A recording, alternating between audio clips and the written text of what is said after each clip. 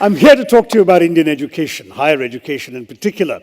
But I'm actually going to start with demography. How many of you here are under 35? Okay, that seems pretty representative of the country. 65% of India is under 35. How many of you are under 25? Okay, then you're not so representative because actually we have half the Indian population pretty much under 25. We are an amazingly young country. In fact, if you just take the age group from 10 to 19, there are 226 million Indians poised, in other words, to enter higher education, going through school and ready for higher education. Now, this is amazing because it's happening at a time when the rest of the world is aging, right? If you look at the average age in India today, it's 28. Of course, don't ask about the gap, since we heard about gaps between the average age of the Indian person and of the Indian cabinet. I think we hold the world record for that.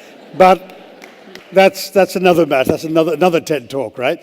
But what you've got with this average age is a time when the rest of the world is changing. So by 2020, the average age in Japan is going to be 47.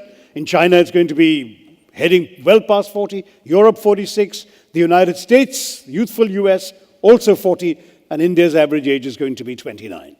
So we are potentially the people who are the youthful, productive, dynamic, young population ready to work and transform the world. The kinds of role that, say, China played in the last generation could be ours in the next. In fact, the International Labour Organization has worked out that by 2020, we'll have 116 million people in the age group of starting work. 20 to 24 is what they calculate. And China will only have 94 million at the same time. So we really are poised to do that. But, and by the way, other countries will have a serious deficit. It's estimated that the US will have 17 million short in terms of how many people they need at working age. We in India have the people. But do we have the ability to equip the people to take advantage of this, to be the workhorse or the work engine for the world? See, we get it right. We educate and train them. We really transform not just our own economy and our society, but the world. If we get it wrong, the demographic dividend I'm talking about becomes a demographic disaster, because we've already seen in 165 of our 625 districts what happens when unemployed, frustrated, undereducated young men become prey to the blandishments of the Maoists and prey to the gun and the bullet. So education in our country is not just a social or economic issue, it's even a national security issue. We've got to equip our people to take advantage of what the 21st century offers them. Now, this is the story in a nutshell. 4 E's. Expansion was our first priority in education. Why? Because the British, and I won't even ask if any of you here, left us in 1947 with a 16% literacy rate. Okay, there were only 400,000, 4 lakh students in the entire country in higher education. We had 26 universities, fewer than 700 colleges. So obviously expansion was essential. We've gone right from that 16% to 74% literacy today. We've gone from 26 universities to 650 universities. We've gone from those 400,000 students, 4 lakh students, to 20 million students in higher education today. And we have 35,000 colleges as well, instead of the 700 colleges we had then. So expansion's taken place.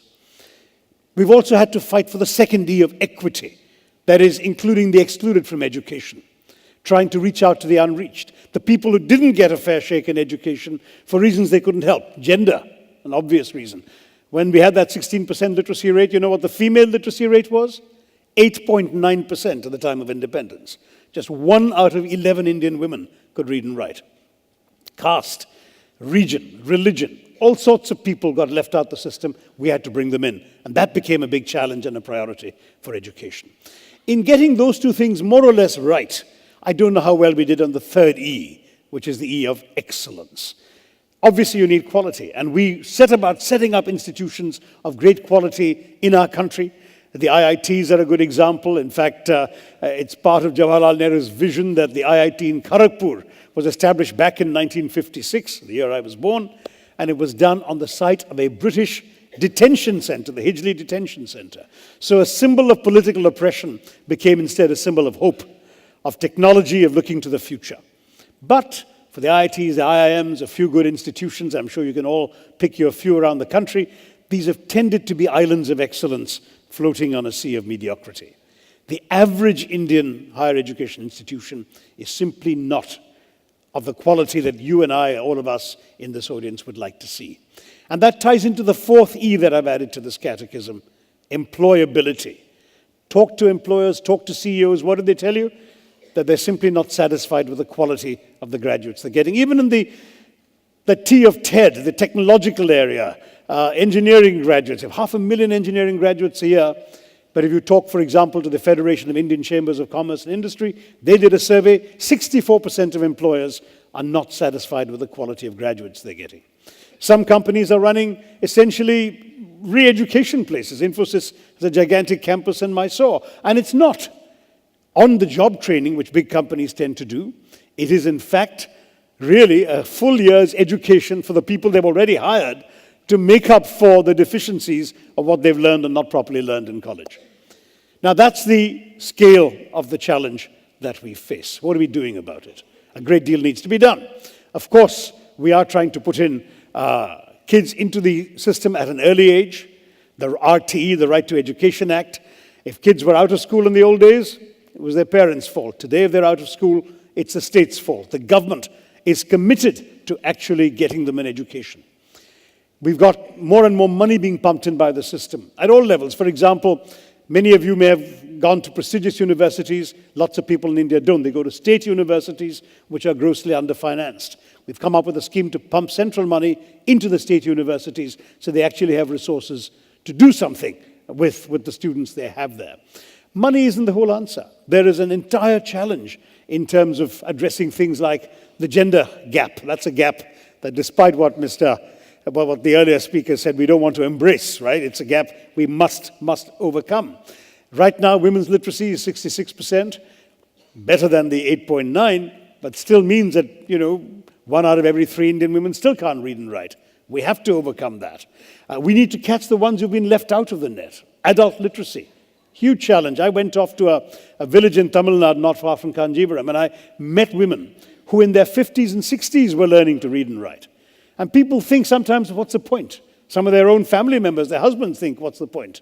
The answer is it changes their lives. It empowers them in real ways. I spoke to a woman called Chitra Mani, who told me, proudly wrote her name in Tamil on a piece of paper. And I said, so what does being able to read and write mean to you? And she said, now I can see the destination of the bus, where it's going. I don't have to ask somebody where that bus is going. I know where I can go. When I get to the big city of Kanchipuram, I can read the street signs. I can find where I need to go. I don't feel helpless anymore. That kind of that empowerment is what literacy gives people in a very fundamental and real way. And we're trying to do that, of course, for those who've dropped out early on in the days before we got to that 74%.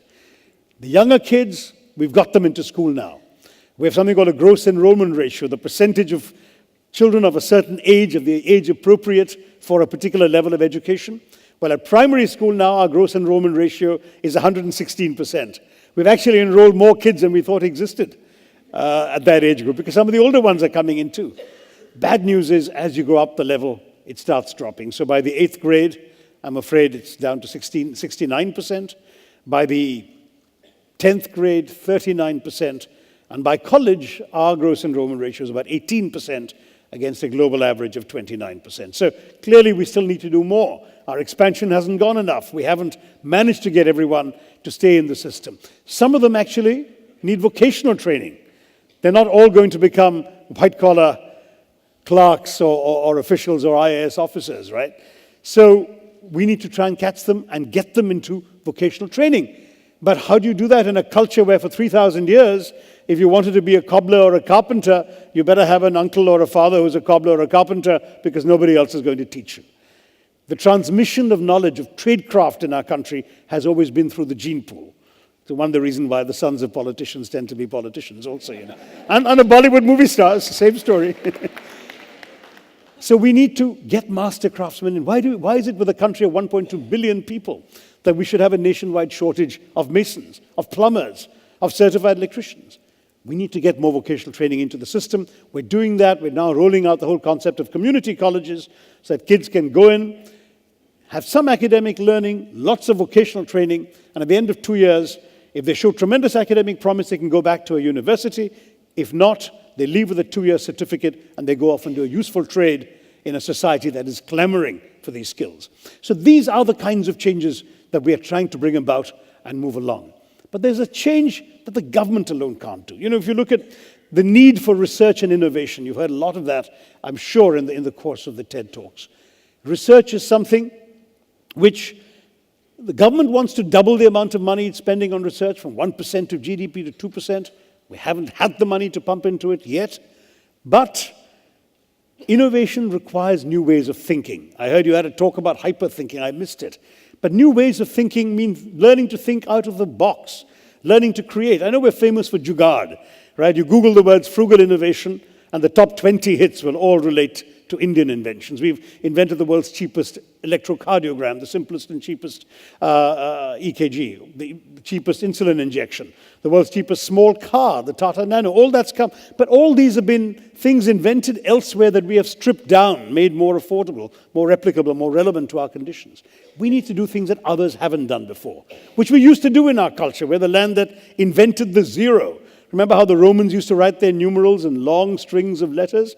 Until an Indian thought of the idea of zero, emerging from the notion of shunyata in Hindu and Buddhist thinking. And that came into the zero, shunya, which transformed global mathematics. We need to think like that again. We need to come up with ideas. We have 17% of the world's brains. Why do we only have 2.8% of the world's research output coming out of our country? Well, perhaps we need to start in the classroom. Get our kids not just to have their heads filled full of facts and textbook materials and teachers' lectures, because frankly that gives you a well-filled mind. But in the era of the internet, you don't need a well-filled mind. You've got Google, right? You can find out anything you want with 2 clicks of the mouse. What you need is a well-formed mind, a mind that reacts to unfamiliar facts and details, that can actually synthesize information that it hasn't studied before. A mind, in other words, that can react to the bigger examination called life, which doesn't actually only give you things you've prepared for. And for that, you need a mind that's shaped by original thinking, a mind that doesn't just ask the teacher why, but why not. I've actually had a little experience of out-of-the-box thinking myself. I wear glasses. I don't need them to read. I don't need them to see you folks on the front. But if I want to catch somebody in the back row there, I have to look through glasses. But because I hardly ever wear them, I keep losing or breaking them. I shove them in a pocket, bang against a wall or something, they crack. I put them on a lap. When I get up, they fall down. Somebody steps on them, they break. In the first 3 months of this year, I lost or broke 6 pairs of glasses. So I was telling a friend about this. And he said, simple solution. Why can't you think of that? I said, look, there is no easy solution because for 150 years, glasses have been made in one way, right? They're joined together at the center and they hang over your ears. That's what I find inconvenient, so I take them off. And he said, no, we'll find a different way. You can reimagine glasses in a way that they're not going to hang over your ears or be joined in the middle. And this is what he did. I'm wearing them right now, and I want to see anybody at the back. I just pull that together, like 2 magnets in the middle that click together, and I can see you all at the back. Now, it's a silly example, perhaps, but it's an example of how one can think out of the box. Familiar objects can be thought of in ways they haven't been thought of before. And that way, we can move forward in the world. I have no doubt that the challenges are enormous. There is simply no question that here, in our country, we have to become literate. But there is one piece of good news. 95% of our 12-year-olds across India can read and write. So the future looks good. And as far as the workforce is concerned, if we can get all these other pieces in place, we can say to the rest of the world, we're coming. Thank you very much.